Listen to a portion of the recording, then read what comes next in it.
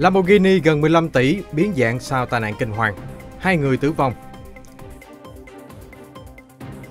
Tokyo diễn biến vụ đâm dao kinh hoàng của Joker trên chuyến tàu đêm Halloween. Cảnh sát Brazil thủ tiêu 25 nghi phạm thuộc nhóm cướp nhà băng. Trộm nhiên liệu gây nổ kinh hoàng ở Mexico, hàng chục người thương vong. Cộng hòa Séc, cáp treo rơi khi đang leo núi 1.000 mét, hành khách thiệt mạng. Nhiều quan chức Nhà Trắng nhiễm Covid-19.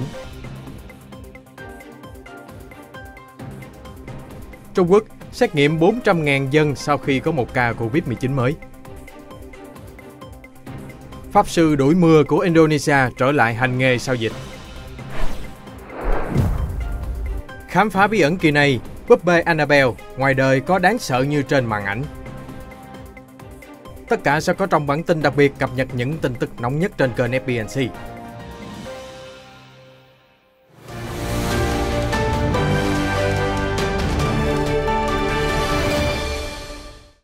Hai người thiệt mạng và 2 người bị thương nặng khi chiếc Lamborghini đối đầu 2 ô tô khác ở phía bắc Hồng Kông vào khoảng 10 giờ tối hôm qua, 31 tháng 10. Tai nạn xảy ra ở gần một khu dã ngoại barbecue ở Tai Po, nơi thường xảy ra những vụ tông xe thảm khốc. Một người đi mô tô đến hiện trường sau tai nạn của chiếc Lamborghini cũng bị ngã và xây xát. Hình ảnh lan truyền trên mạng cho thấy chiếc Lamborghini Huracan Performance trị giá khoảng 5 triệu đô la Hồng Kông, tương đương hơn 14,6 tỷ đồng, đã biến dạng hoàn toàn. Một chiếc xe khác bị lật ngửa, bốc khói. Cảnh sát vào lúc nửa đêm cho biết một nạn nhân được xác nhận tử vong tại hiện trường, một người khác qua đời ở bệnh viện. Những người bị thương nghiêm trọng đang được điều trị, 3 người khác bị thương nhẹ. Một người đàn ông vung dao và phóng hỏa trên tuyến tàu Keio Line vào đêm Chủ nhật ở Tokyo, Nhật Bản. Thông tin cập nhật mới nhất cho biết có tới 17 người bị thương, gồm một người có tình hình nghiêm trọng. Vụ án xảy ra khi hành khách đang kéo về trung tâm thủ đô chơi lễ Halloween. Cảnh sát đã bắt giữ nghi phạm 24 tuổi, khai tên là Kiyota Hattori, hóa trang thành nhân vật Joker và hiện bị nghi có âm mưu giết người. Một nạn nhân nam ngoài 70 tuổi đã bị đâm vào ngực khi đoàn tàu di chuyển lúc 8 giờ tối. Ông cụ có bệnh tình đáng lo ngại. Hattori khai nhận có ý định sát nhân và muốn nhận bản án tử hình. Kẻ máu lạnh còn nói y muốn 2 nạn nhân không thể qua khỏi. Y cũng khai rằng đã đổ chất lỏng gây cháy trên tàu. Theo cảnh sát, Hattori đã liên hệ với một vụ án tháng 8 tại Tokyo trên chuyến tàu của công ty đường sắt Oda Kyu. Lúc đó, một người đàn ông đã đâm 10 hành khách khi thủ đô Nhật Bản siết chặt an ninh để tổ chức Olympics. Quay lại vụ tai nạn hôm qua, các nạn nhân trong độ tuổi từ thiếu niên đến ngoài 60. Ngoài ông cụ đã nhập viện, 16 người còn lại bị thương nhẹ hoặc bị ngạt khói. Vụ án xảy ra trên đoàn tàu 10 toa di chuyển đến ga Shinjuku, một điểm đến bận rộn ở trung tâm Tokyo. Nhà điều tra và nhân chứng cho biết, nghi phạm dường như đã sử dụng dao làm bếp. Sau khi lên tàu, ở toa thứ 8, Hattori đâm ông cụ và di chuyển đến toa thứ 6, tưới chất lỏng và đốt ghế hành khách. Cả toa tàu phủ trong làn khói dày đặc. Theo hàng loạt hình ảnh và video tràn ngập trên mạng xã hội, nhiều hành khách đã hoảng loạn nhảy khỏi cửa sổ thoát thân vì cánh cửa chính không thể mở lúc đoàn tàu vừa ngừng lại. Mọi người la hét và kêu gọi nhau tháo chạy. Cảnh sát cho biết, nghi phạm ngồi bình tĩnh trên tàu và không chống cự khi bị áp giải. Một hành khách kể lại, "Tôi nhìn thấy một phụ nữ run rẩy khóc. Chúng tôi nghĩ mình sắp chết." Hàng loạt vụ án trên tàu và nhà ga đã xảy ra xung quanh Tokyo trong mấy tháng gần đây. Vụ việc đêm Halloween hôm qua làm gợi ý nhớ tới tai nạn kinh hoàng do giáo phái chân lý tối thượng gây ra năm 1995. Đó là vụ tấn công bằng chất độc sarin khiến cho 14 người thiệt mạng và hơn 6.000 người bị thương, gây ám ảnh Nhật Bản suốt 26 năm qua. Cảnh sát Brazil vừa triệt hạ 25 nghi phạm trong một chiến dịch chưa từng có tiền lệ chống lại các băng cướp ngân hàng trang bị vũ khí hạng nặng. Chúng đã đột nhập và làm tê liệt hoạt động nhiều ngân hàng ở hàng loạt thành phố lớn. Đợt truy kích diễn ra vào rạng sáng Chủ nhật ở bang Minas Gerais, miền đông nam Brazil. Thư ký an ninh tiểu bang cho biết, chiến dịch này sẽ đi vào lịch sử. Cảnh sát đường cao tốc liên bang, đơn vị có tham gia vào nhiệm vụ cho biết, băng cướp có một kho vũ khí quân sự đáng gồm, bao gồm súng trường, súng máy, chất nổ và áo chống đạn. Ít nhất một người tử vong và hàng chục người khác bị thương khi đường ống thuộc công ty dầu khí quốc gia Pemex phát nổ ở bang Puebla, miền trung Mexico. Giới chức vào hôm qua 31 tháng 10 bày tỏ nghi ngờ bọn trộm nhiên liệu đã khiến đường ống bị rò rỉ và dẫn đến thảm kịch. Trước đó, nhận được tin cảnh báo về vụ rò rỉ khí ga, chính quyền bang Buela đã cố gắng giảm thiểu thương vong bằng cách sơ tán khẩn cấp người dân. Ngay sau đó, 3 vụ nổ liên tiếp xảy ra, khiến cho khoảng 30 đến 50 ngôi nhà bị phá hủy. Tổng thống Obrador viết trên Twitter, đến hiện tại, ít nhất 1 người tử vong và 15 người bị thương trong chuỗi vụ nổ đêm qua và khoảng 1.400 nhân viên cứu hộ đang có mặt tại hiện trường. Giới chức bang cho biết khoảng 2.000 người dân trong bán kính 1 km đã được sơ tán, ngọn lửa được kiểm soát. Hiện có 5 người bị thương nặng. Đội cứu hộ đang tìm kiếm xem liệu có thi thể nằm dưới đống đổ nát, nhưng giới chức nói hiện không có ai được báo cáo mất tích. Vụ nổ đêm qua là tai nạn chết người mới nhất ảnh hưởng đến cơ sở vật chất của Pemex. Vào tháng 8, hỏa hoạn tại một cơ sở khai thác dầu của tập đoàn này đã cướp đi sinh mạng của 5 nạn nhân. Thống đốc bang Miguel Barbosa cho biết vụ rò rỉ khí ga là do đánh cắp nhiên liệu trái phép. Bọn trộm cắp này đã dẫn đến hàng loạt vụ tai nạn kinh hoàng ở Mexico. Năm 2019, vụ trộm nhiên liệu từ đường ống đã gây nổ ở bang Hidalgo, khiến cho hơn 100 người qua đời. Cabin cáp treo bất ngờ rơi xuống đất ở miền Bắc Cộng hòa Séc vào hôm qua 31 tháng 10, khiến cho một du khách tử vong. Cáp treo gồm 2 cabin đang di chuyển đến núi Cetes cao khoảng 1.000 mét. Mỗi cabin được một nhân viên vận hành. Đại diện cảnh sát nói với Reuters, nạn nhân ngồi một mình trên cabin đã tử vong do vết thương quá nặng. Trong khi đó, 14 người khác ngồi trên cabin di chuyển theo hướng ngược lại đã được giải cứu thành công. Giới chức vừa mở cuộc điều tra nguyên nhân tai nạn. 2 tàu hỏa va chạm trong đường hầm Fisherton ở thành phố Salisbury, miền Tây Nam nước Anh vào hôm Chủ nhật 31 tháng 10. Cảnh sát xác định vụ việc rất nghiêm trọng, nhiều người bị thương nhưng may mắn là không có ca tử vong. Cảnh sát giao thông nói thêm, nhiều người bước khỏi hiện trường với các vết trầy xước, nhưng chỉ một số ít hành khách và tài xế phải nhập viện. Xe cứu thương và cứu hỏa nhanh chóng có mặt tại hiện trường. Đội cứu hỏa cho biết đã giúp sơ tán khoảng 100 người.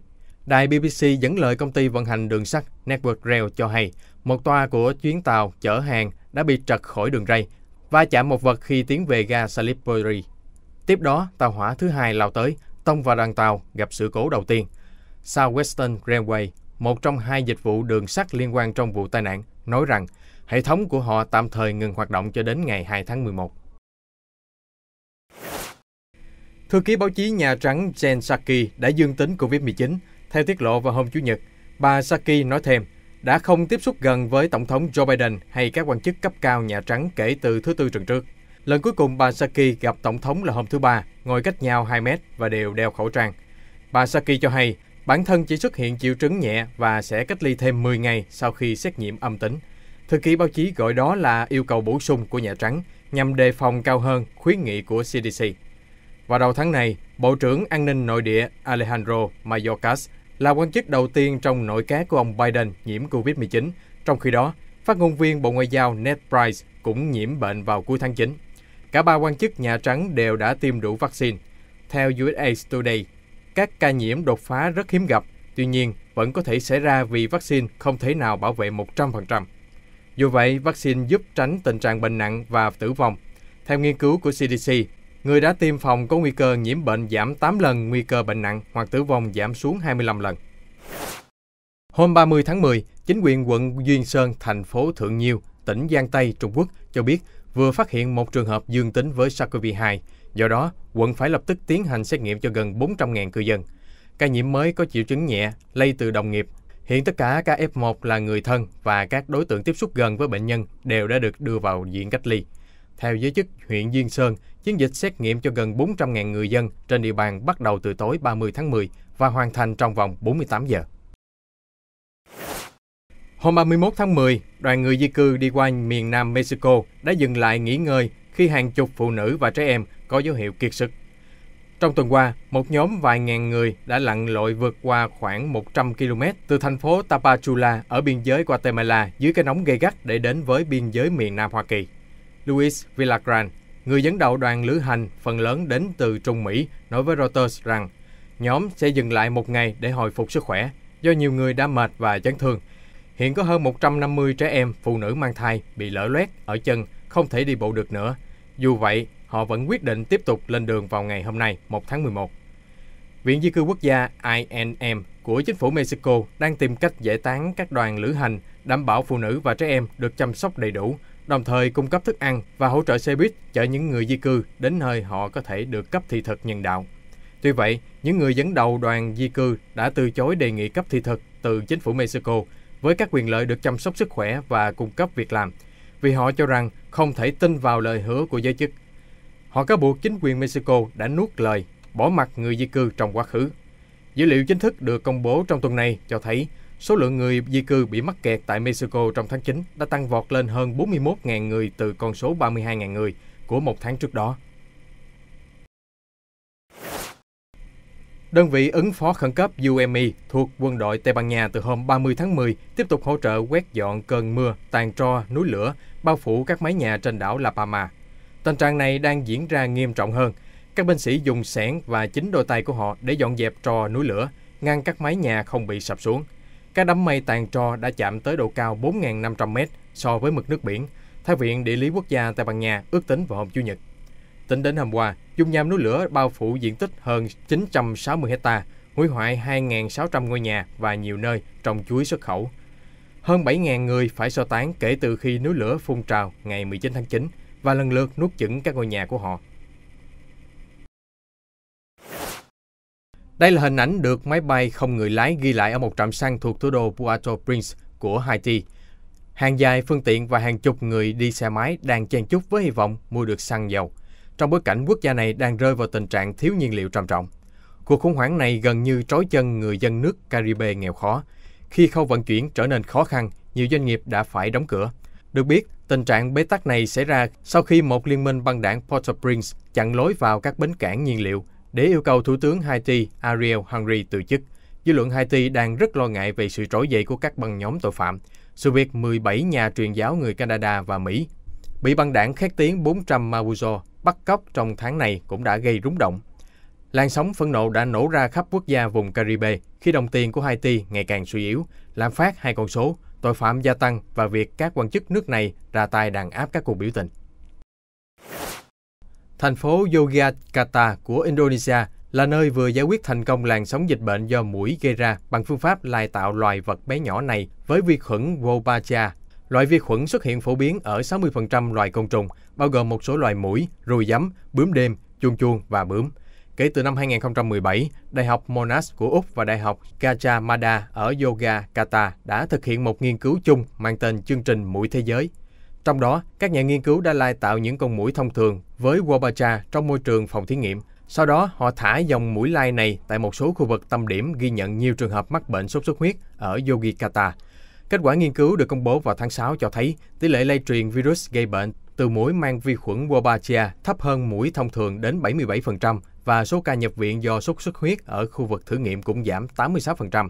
Được biết, nghiên cứu này không phải là mới. Brazil và Việt Nam đã từng thực hiện phương pháp tương tự và các ca nhiễm virus từ muỗi đã giảm từ 70 đến 86%.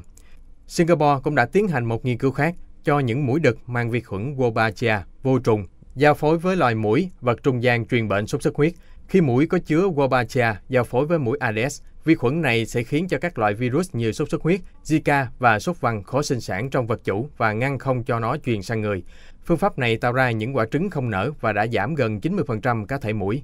Theo Tổ chức Y tế Thế giới WHO, tỷ lệ mắc bệnh sốt xuất huyết trên toàn cầu đã tăng mạnh trong những thập kỷ gần đây với khoảng một nửa dân số toàn cầu đang có nguy cơ mắc bệnh.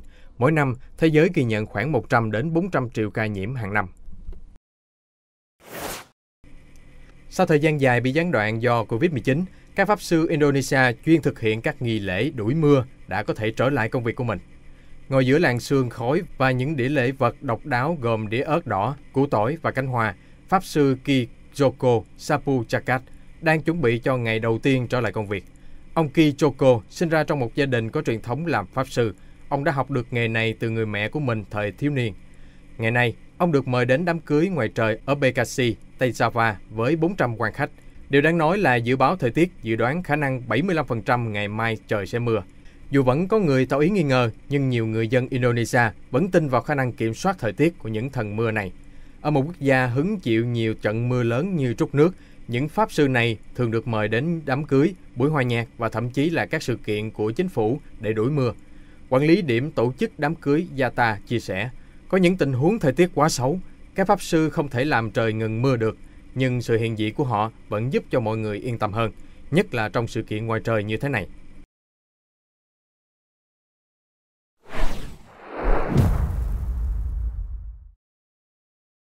Một khám phá bí ẩn hôm nay sẽ tiếp tục câu chuyện về búp bê Annabelle.